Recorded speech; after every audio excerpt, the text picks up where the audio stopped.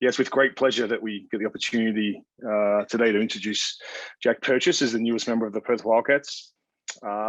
Jack's someone that I've known about since his freshman year at Auburn, and definitely followed closely as he transferred over to University of Hawaii, and then finished his collegiate career before moving back home to Melbourne. And obviously has played with a couple of different clubs in the NBL with United and then Adelaide last season. In terms of what ourselves and what I think the fans, Wildcats fans, can expect Jack to bring to the court is an elite shooting wing at 6'9". Whether it's stationary spot ups or on the move, Jack's someone that's got a really quick release and is able to knock down perimeter shots at an efficient level and keep the floor space on offense. For us, that's something that we feel you can incorporate into any sort of offense, and the way we're going to play this year with more of an up-tempo positionless style of basketball, Jack's a perfect fit for that. A guy like him who can, at his size, who can shoot, dribble, and pass, and just make smart decisions and use his IQ, is someone who's going to be able to contribute and fight for minutes right away. And that's kind of what we're expecting out of Jack from day one. And we're very excited about bringing him to our roster. And then I think lastly, one of the most underrated skills is his passing. And I think that's something that he certainly developed from a young age. I think growing up, obviously his dad was a well-known player, Nigel, with the Melbourne Tigers, playing in those Andrew Gaze, Mike Bredke, Bernard Copeland teams. And Jack then growing up, developing within that shuffle offense has definitely developed that skill set of being a high-level passer and being able to read the game at a high level. So we're extremely excited about bringing Jack on and getting him over to Perth as soon as possible. And we'll open up to questions from there. Congratulations. Talk us through the process when they get in touch with you and what your thoughts are as it all starts to build towards what's a 2-year deal. Hey, mate. Yeah, thank you. Really excited. What an opportunity to go and play for a club like Perth. They've got so much history, and it's an amazing club to be part of, and I'm excited. I found out last week, got a call from my agents who spoke to Danny, and they told me about the deal, and it was, let's get it done straight away. Jump an opportunity like that, you can never even think twice about it. So I was excited as soon as they told me, and I was ready to sign. So you go from DP to injury replacement player, and now a genuine contract and some security around it. What does that sort of security do for your basketball future? Yeah, it just gives me a bit of security, like you said. I know where I'm going to be now. I'm not going to be jumping around from team to team. I can really focus, lock into what Coach Morrison's got for us, and work on my game, and know that I'm going to be in a spot for a longer period of time. So I'm really excited about it, and I can't wait to get out there and get started. And you mentioned the family link, like you've been around the sport your entire life with the family there. What does it do for the family to know that you've got this opportunity? Oh, they're stoked. Dad's over the moon. Mum and dad are over the moon. They've been amazing for me. They've been supporting me through everything. It's been a tough, challenging couple of years, not really knowing what's going to happen with my basketball and been jumping around. So now to have this 2-year deal and know that I'm going to be in a spot in an amazing club like Perth, everyone's wrapped. Mate, I was just wondering what, I guess, your realistic expectations are, obviously from Melbourne, Adelaide, and now Perth in 2 years. What are you sort of hoping to achieve from a personal front? From a personal front, it's just, contributing any way I can, help the team. I'm just excited to get out there and, try and prove myself, to be able to earn some minutes. I know it's not going to be easy. Definitely, I got to get out there and work and show that I can play at this level, and I'm ready for it. I've never felt more confident in my body and my skills at the moment. So I'm ready to go and get out there and have a crack. At 26 years of age, you're probably coming into sort of, the prime years, I dare say. What was it at maybe Melbourne or Adelaide that didn't work, which you think, having 2 years of, I guess, continuity can really see the best of your game come out? Yeah, I think it was more. I was pretty light when I came into the league. I was about 90 kilos when I came in. So just the last couple of years, I've just been working on my body, trying to get bigger, faster and stronger to be able to guard the big guys, because the 4 men in this league are very physical and strong. So that was something I've been working on a lot, and I'm up to about 102, 103 kilos now. So my body's feeling good. I'm ready to go, and I'm ready I'm looking forward to getting out there and guarding guys like Vic Law. That's going to be an unbelievable opportunity. It's going to make me better every day. And just someone of your size, I guess, in terms of, I guess, the reputation you've got of being able to knock down a three, has that always come naturally to you shooting, or how has that come about? Yeah, I think just from when I was younger, I've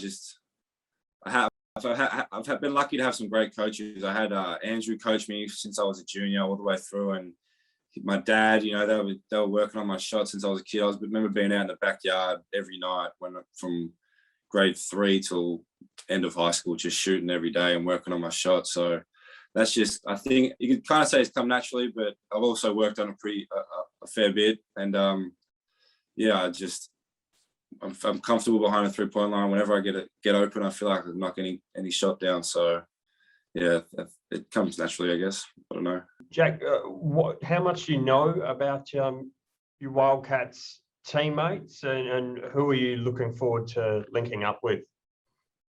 Well, I know a lot from afar. You know, I've been watching Perth, been watching the NBL my whole life. Watching guys like Jesse Wagstaff, Bryce Cotton, all those guys for the last however long they've been in the league. I've been idolizing them. I don't know many of the blokes personally yet. Looking forward to getting out there and meeting them. But yeah, I'm looking forward to getting out there and learning from guys like that. Do you have ambitions of being a starter, or will you be biding your time a little bit? Oh, of course, I got ambitions of being a starter, but you know, I got to try and find a role first. I know I'm not going to be. I think Vic Law will probably start at the 4. I'm not sure, but I just got to be able to try and work in minutes wherever I can, and that comes with training at the start of the season, pre-season. You know, I just got to be able to go in and work and show what I can do. I got to earn minutes before I start thinking about being a starter.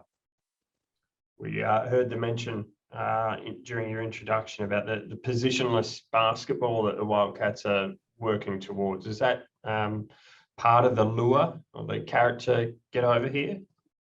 Yeah, for sure. I mean, that's part of it. Also, part of it is what an amazing club it is. You know, they're definitely one of the best clubs in the league. Have been for the last 30 years. So yeah, there's a lot of things that was attractive about Perth, and yeah, I'm just can't wait to get out there. And lastly, from me, what's your ceiling and what are your basketball ambitions overall? My ceiling, I don't know. I hope it's pretty high. Right now, I'm just taking it a day at a time. I'm just looking forward to getting out there. I mean, every Australian, I think their goal is to play in the Olympics one day. But at the moment, I'm just trying to work and get on the court in NBL and contribute to the team and help out in any way that I can. Scott, can you talk to us a bit about the positionless gameplay? It's been mentioned we're so used to structure over here in previous Wildcats teams. Can you talk a bit about what your fans are going to notice the most once you get here? Well, I think more importantly than positionless basketball is just the level of intensity and how hard the guys compete. That'll be our first kind of order of business. And then secondly, with being versatile, that's, you know, pretty big in today's game, both offensively, defensively. I think Jack brings a lot of that to the table. He, you know, Danny mentioned a lot of his strengths. Shooting is obvious, the one that people point to the most, but I think he's going to be a great guy to play through. If we can play small with a lot of shooters out there, we can play through him as a playmaker, as a floor spacer. I think he's going to show that he has a lot more to his game than just being a spot up shooter, which he can do quite well and is very valuable to us. But I think he alluded to his kind of physical improvements, and I think that's going to serve him well if we're trying to play the same way defensively, switching and so forth, guarding bigger guys, guarding smaller guys, and just using his size to not only defend but rebound and you know, play multiple spots for us.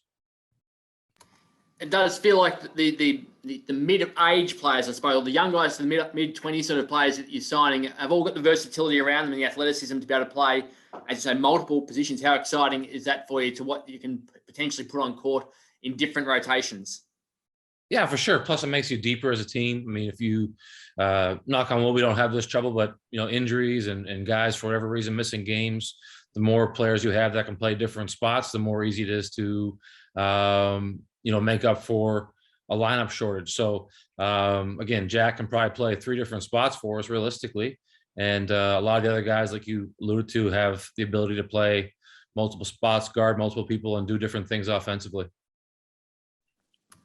Congratulations on the birth of the bub the other week. Do you have any idea when you're getting here now? I can't imagine it's easy getting a 2-week-old onto a plane and get through all the dramas that are happening in terms of even getting into the country.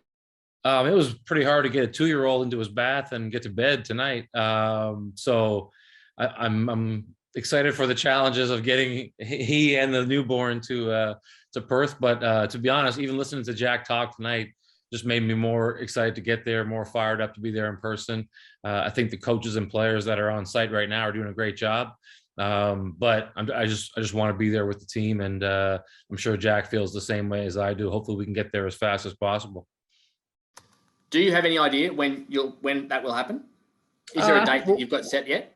We're working on some things, but I think there's some promise that early October is potential, and that'll get me on the court and whoever else arrives around the same time for a good chunk of training camp. So I think the delay in the start of the season is a good thing for us selfishly. I know the guys are itching to play, and I don't blame them, but it'll help us get things organized and give us some time with all the new additions for sure. Jack, if I can just clarify just one thing you said before. You mentioned Andrew. I assume, as one of your coaches as a young bloke, I'm assuming you're referring to Andrew Gaze, but I want to be absolutely certain before I write that.